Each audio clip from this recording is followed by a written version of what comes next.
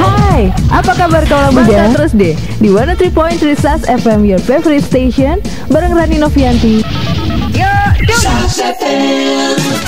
Halo guys, masih ingat kan dengan suara renyah tadi? Nah, jangan kemana-mana ya.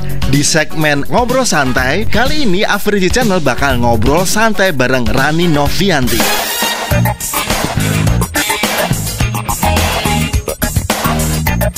Hai guys, saat ini Afriji Channel kedatangan seorang tamu spesial, yaitu salah seorang mantan penyiar SAS FM, Teh Rani Novianti. Halo Teh Rani. Halo Mas, apa kabar? Alhamdulillah, gimana Teh Rani kabarnya?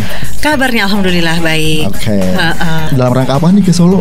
Ini dalam rangka main-main, lagi jalan-jalan. Kebetulan mamahku kan juga masih ada di Solo, jadi aku nengok sekalian main deh ke sini, mampir. Oke deh, langsung aku culik, kita bikin podcast. Yes. Gimana? Siap? Siap dong. Kangen nggak dengan siaran? Serius, aku ngelihat ngobrol di depan mic kayak gini tuh aku exciting banget gitu, karena memang ya apa ya, dulu hampir setiap hari kan hidupku di depan mic ya. Betul. Jadi sekarang itu begitu masuk ke ruang kayak gini lagi, wow, rasanya pengen kembali ke masa-masa itu gitu loh rasanya ya. Gitu. Oke, kita flashback bentar dulu. Teh Rani Novianti waktu di SAS FM tuh bawain acara apa aja nih programnya? Ini yang ada aja ya, sejauh yang saya ingat ya. Okay.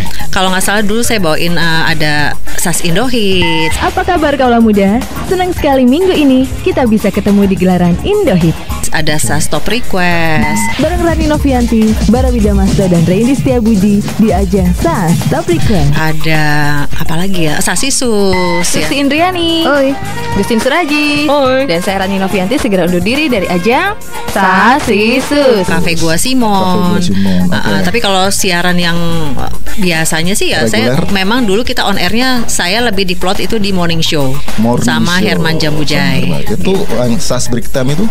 SAS Break Time juga ya. Oke, SAS Break itu Time yang reguler ya berarti ya. Oke. Gitu.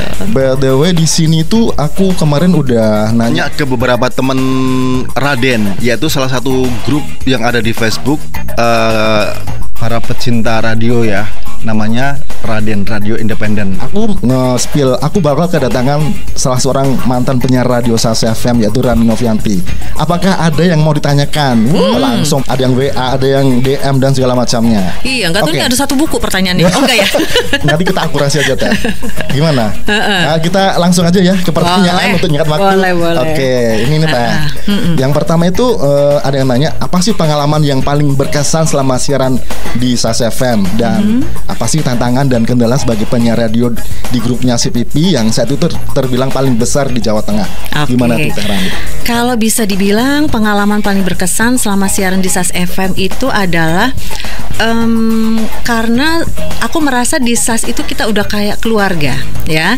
Kebetulan kita tuh semuanya kebetulan rata-rata ya itu anak-anak kuliahan yang rata-rata orang luar kota waktu itu. Banyaknya kebetulan dari Jakarta waktu itu ya. Nah, tapi ada juga yang bukan anak-anak kos-kosan gitu, dan itu kita tuh kayak sependeritaan, sepenanggungan lah ceritanya tuh kayak gitu loh. Jadi berkesan banget gitu loh. Dan apa ya, asik aja gitu loh. Jadi saya itu bisa dibilang, kalau kita kan bisa dibilang kan kuliah nyambi siaran gitu ya. Saya tuh dibilang kayak kebalikan gitu loh, kayak siaran nyambi kuliah gitu. Kenapa bisa begitu Kak? Karena saya lebih banyak waktunya di radio dibandingkan di kuliah gitu. Gitu loh. Jadi memang sangat berkesan lah kalau pada saat itu ya. Nah, kalau tantangan sama kendalanya sebagai penyiar radio di grup CPP yang memang waktu itu kan bisa dibilang grup CPP ini kan paling besar ya di Jawa Tengah. Sekarang juga masih paling besar. Iya, betul ya. Nah, cuman memang karena CPP itu paling besar, pasti dong dia menerapkan ada standar ya, ada standar, ada apa macam-macam lah gitu kan. Nah, itu yang kadang-kadang jadi misalnya apa namanya tantangan dan kendalanya adalah saya merasa tergembleng lah ya, digembleng sama CPP ini menjadi penyiar radio yang cukup apa namanya saat itu bisa dibilang kita tuh ada di papan atasnya lah ya, karena dari segi dari segi siaran, dari segi materi segala macam kita sudah disupport semua. Jadi memang kita itu dididik untuk menjadi penyiar yang gak cuma sekedar penyiar gitu loh, tapi penyiar yang benar-benar ada value-nya gitu ceritanya. Oh gitu. Iya. Oke, gitu lanjut aja. ya Teh. Ini ada pertanyaan. Aduh, nyangkut Mas Sabto nih, gimana? Takut kan lu? nih. Mas Sabto pas mimpin SAS FM galak gak sih? Hahaha. Tapi sebagai pemerhati radio di berbagai kota, ini dari Mas Ari kayaknya deh. Menurut saya SAS FM paling berhasil membawakan identitas diri yang benar-benar SAS FM. Meskipun ada program dari Radionet Magelang. Emang dulu Mas Sabto itu pesan apa sih sama Teh Rani sampai berhasil membawa SAS FM di puncak keemasan? Panjang juga pertanyaannya. Mas Sabto itu pas mimpin SAS FM, kalau dibilang galak sih, ya ada galaknya, ada enggaknya. Ya kalau mungkin saya lebih membahasakan itu lebih berkarisma orangnya ya. Berkarisma tapi bikin bulu kuduk merinding gitu. Sama aja. Oke. Jadi Mas Sabto tuh bisa dibilang kayak nyawanya SAS FM pada saat itu gitu ya. Dia itu kalau misalnya kita siaran, kita datang, itu Mas Sabto tuh yang kadang-kadang yang bener-bener dia tuh dengerin, kayak nggak ngedengerin gitu. Tapi begitu kita selesai tuh nanti dia akan kasih misalnya, Ran nanti lagi jangan gini, ini kayak begini gitu. Jadi dia itu memang bener-bener yang membuat kita bisa menjadi kayak sekarang gitu. Nah kalau misalnya kan bisa dibilang SAS FM ini kan paling berhasil membawa identitas diri ya, ini pertanyaannya yang bener-bener SAS FM. Nah Mas Sabto ini pesan apa sih? Pesannya nggak macam-macam, dia cuma pesan ya kamu siaran jadilah diri kamu sendiri. Jadilah diri kamu sendiri. Artinya ya jangan dibuat-buat, tapi kamu tampil apa adanya. Tapi ya untuk urusan kayak vokal, kayak isi siaran dan segala macam, memang dia semua yang ngelit kita semua gitu. Dan menurut saya dia memang orang bisa dibilang kakak senior yang paling luar biasa lah. Dia ini broadcaster sejati lah Mas Sabto ini. Halo Mas Sabto. Takut. Oke, lanjut ya Teh ya.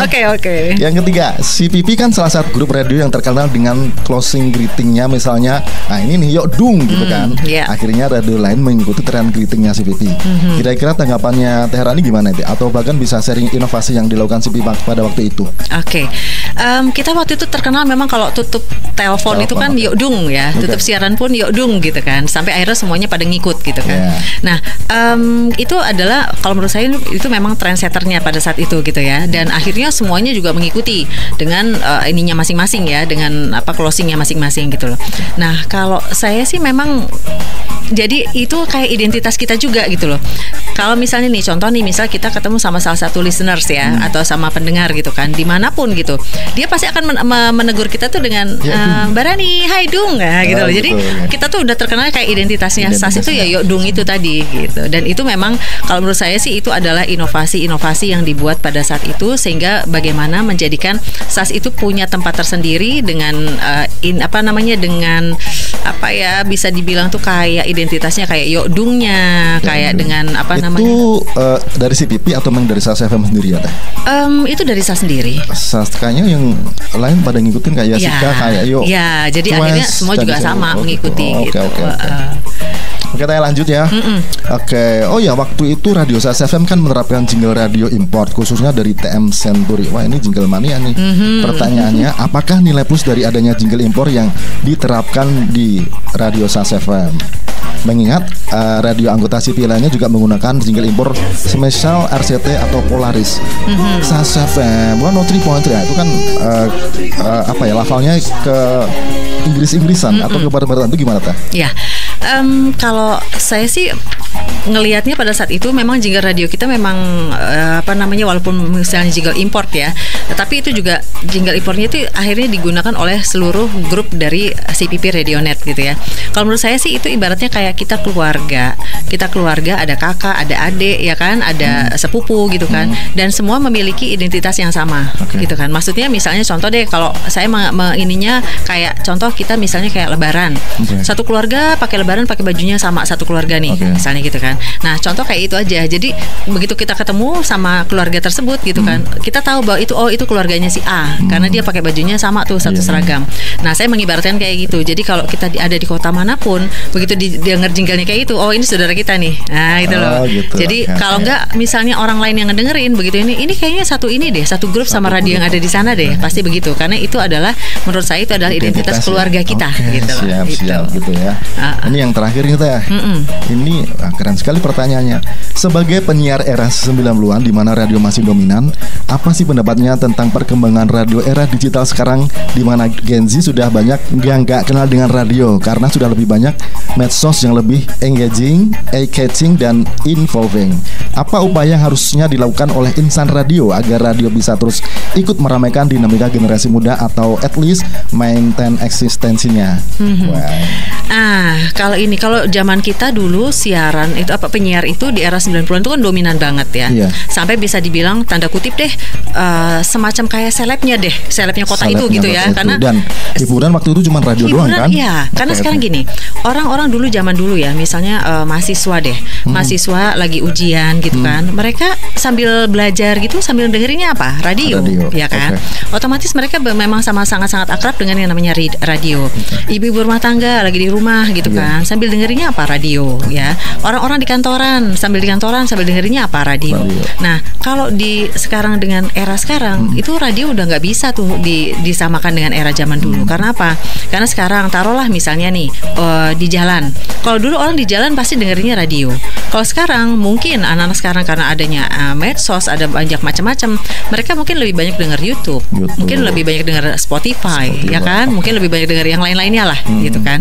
Nah, contoh lagi misalnya anak-anak zaman sekarang nih, kalau misalnya lagi di kos-kosan gitu, anak kos sekarang ada TV mereka. TV juga programnya juga macam-macam. Mereka bisa milih ya kan program TV. Udah gitu sekarang TV juga udah mulai ditinggalkan apa? Mereka lebih ke medsos. Jadi kalau misalnya radio ini sekarang masih mau bertahan, ya mau nggak mau radio juga harus melibatkan medsos atau media-media ini supaya anak-anak zaman sekarang ini masih mau nih lari ke radio. Misalnya sebagai contoh apa? Gimana itu? Mungkin bisa dengan kenapa sekarang makanya banyak radio-radio yang misalnya contoh kalian lihat di Instagram. Nah, ada program kita di Instagram itu kalian coba jawab pertanyaan di Instagram tersebut. Jadi memadukan antara si radio ini dengan siaran media sosial. On air sama siaran online. Ya, online sama off air. On air sama offline, offline betul ya. Ada tambahan lagi Teh? Mungkin itu aja sih. Ini kan pertanyaan terakhir. Mungkin ada sepatah dua patah kata yang pengen disampaikan ke anak-anak muda zaman sekarang atau apapun itu pendengar yang zaman dulu waktu Teh Rani siaran. Apa sih yang pengen disampaikan Teh Rani untuk mereka? Apa ya, kalau mungkin saya lebih ngelihat anak-anak sekarang ini mungkin harus banyak lebih belajar untuk lebih tough ya, lebih tangguh gitu loh. Karena anak-anak sekarang ini mungkin menghadapi tantangan itu mungkin agak kurang ngejarnya, kurang greget kayak. Mungkin contoh aja ya. Saya dulu masuk ke radio, masuk sebagai penyiar itu, saya cuman diiming-imingin sama ibu saya, coba nih kamu daftar, tuh ada lowongan. Kalau kamu bisa masuk, kamu rekaman suara nih, mama belikan kasetnya. Dulu kaset kan lumayan mahal ya untuk kita mahasiswa gitu kan. Mama belikan kasetnya. Kalau kamu bisa lolos, kaset ini kamu gak usah bayar.